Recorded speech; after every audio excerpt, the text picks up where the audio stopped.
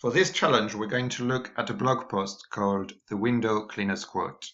The idea behind this challenge is to write a little program that would be used by a window cleaner to estimate the price that it would cost to clean all the windows of a house.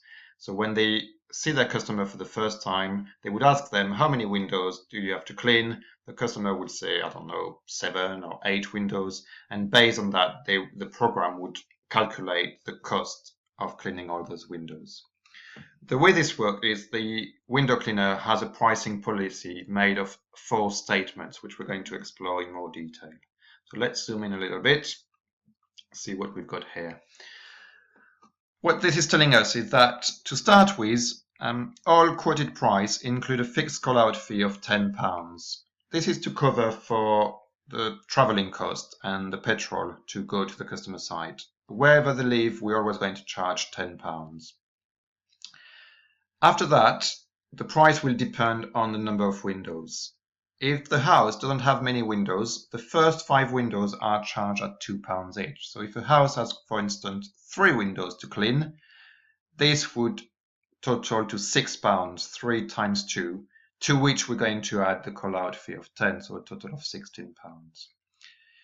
If the house is bigger and has got more than 5 windows, the first 5 are charged at £2 each, and any additional windows above that, between 5 and 10, are charged at £1.50.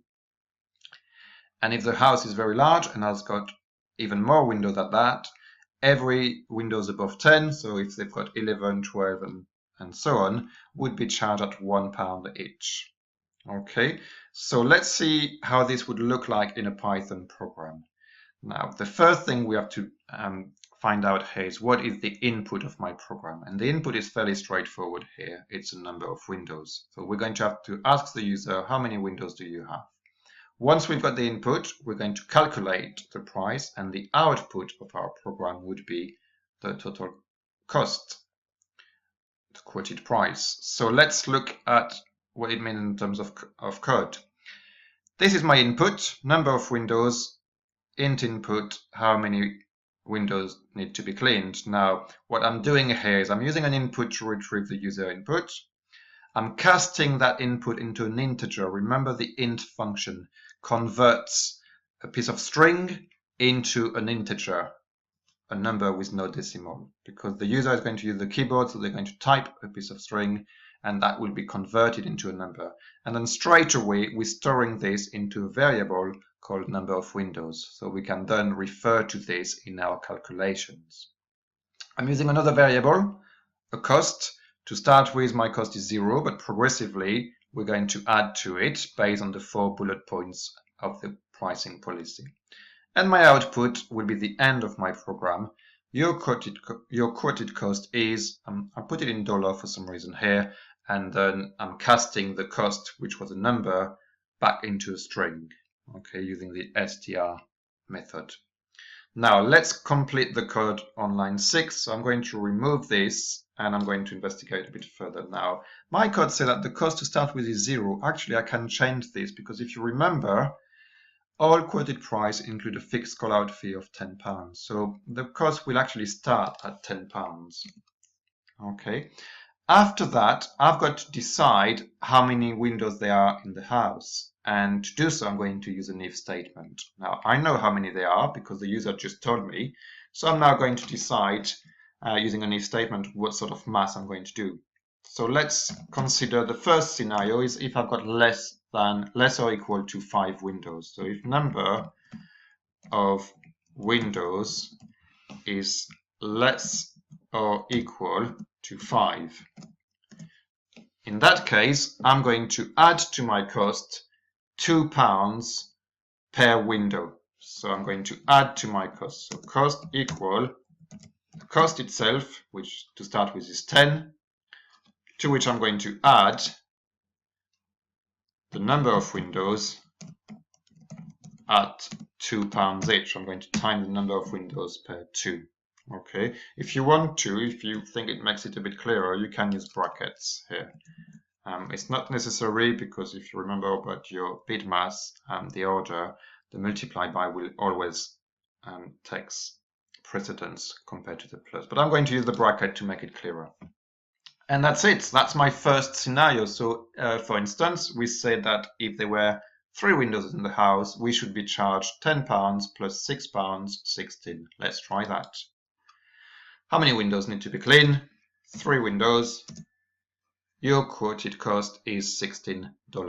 Perfect. So that works the way we wanted. Now let's investigate the second scenario. If I've got between 5 and 10 windows, or more than 5 windows and less than 10, I'm going to use an elif statement.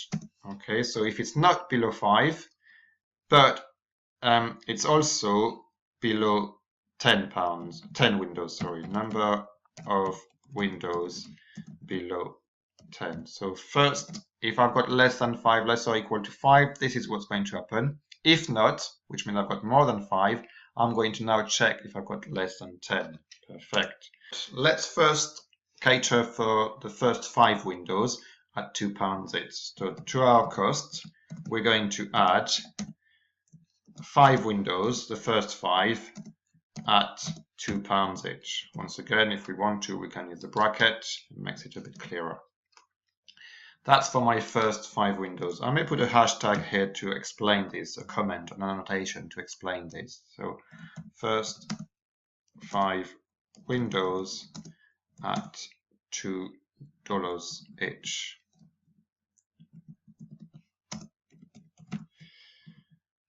And then we need to calculate how many windows we've got left. So I'm going to use another variable. So remaining windows. I'm going to create a variable called windows left. And basically that's how many we had to start with, number of windows. Take away the 5 windows we've already quoted, included in our quotes. So for instance, if I had 8 windows, that would be equivalent to 3. Okay, 8 minus 5 is 3, which means to my cost, I'm now going to add those 3 windows. And this time they would be priced at £1.50 each. Okay, remember the next 5 windows, so between 6 and 10s, are £1.50 each. Okay, and that's it. I may want to use, oh, I forgot my plus sign here, and I may want to use my brackets. Shall we try that, see what happens? So if I've got 3 windows, I should have 16. Perfect. Okay, let's see what happens if I've got 8 windows. I'm going to press 8 here, and I've got a bigger price here. Now, we're going to find out later on if this is the correct answer, and I will show you how. But for now, I'm going to check my latest scenario. If I've got more than 10 windows, in that case, every window above the first 10 windows is priced at £1 each. So I'm going to use a very similar cost calculations here for any other number of windows which are basically above 10. So I'm just going to use an else statement, and I'm going to use a very similar approach here. So the first 5 windows are at £2. The next 5 will be at £1.50. So let's cater for the first 10 windows into one statement, which we're going to do it this way. We're going to say cost equal cost plus the first 5 windows at £2,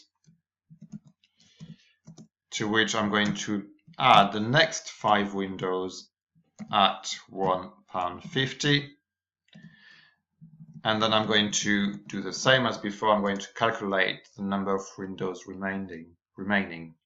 Okay, I must admit I've done a few typos here. So remaining windows, and this time windows left will be equal to number of windows, and I've already catered for the first 10, so I'm going to take them away. So for instance, if I had 12 windows, the first 5 at £2, the next 5 at £1.50, and the last two, so 12 minus 10, will be at £1 each. So I'm going to add to my cost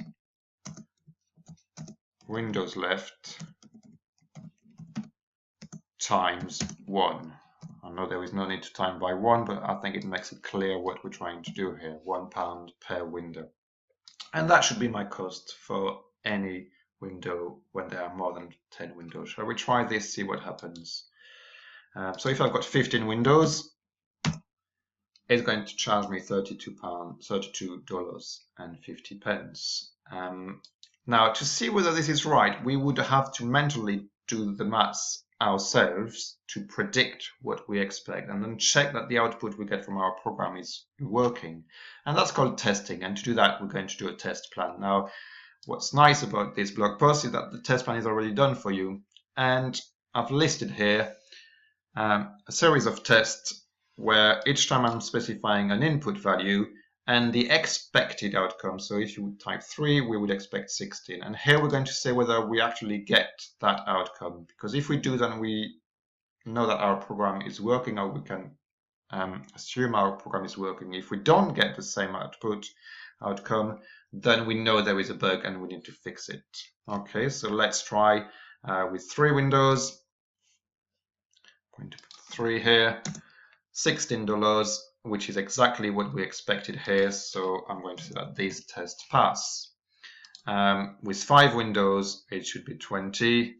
I think you've got the idea here that I've got the right outcome, 20, so I've passed this test. Okay, I'm going to let you carry on all the tests. I'm just going to do one more to see. I think we already did this one, the 15. We did get £32.50, so I can pass this one. And I'm going to try one more with 13 windows to see whether we've got it right, which should be £30.50 or $30.50. So that was for 13 windows, $30.50, exactly what we predicted. So I've passed.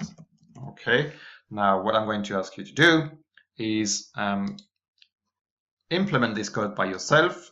Try not to use the video too much, try to redo it completely on your own, but if you need a bit of help, go backward on the video and try to get the same code. Once you've done it, as I said earlier on, you're going to test it with all those possible inputs and check that you've got the right output. Here we go.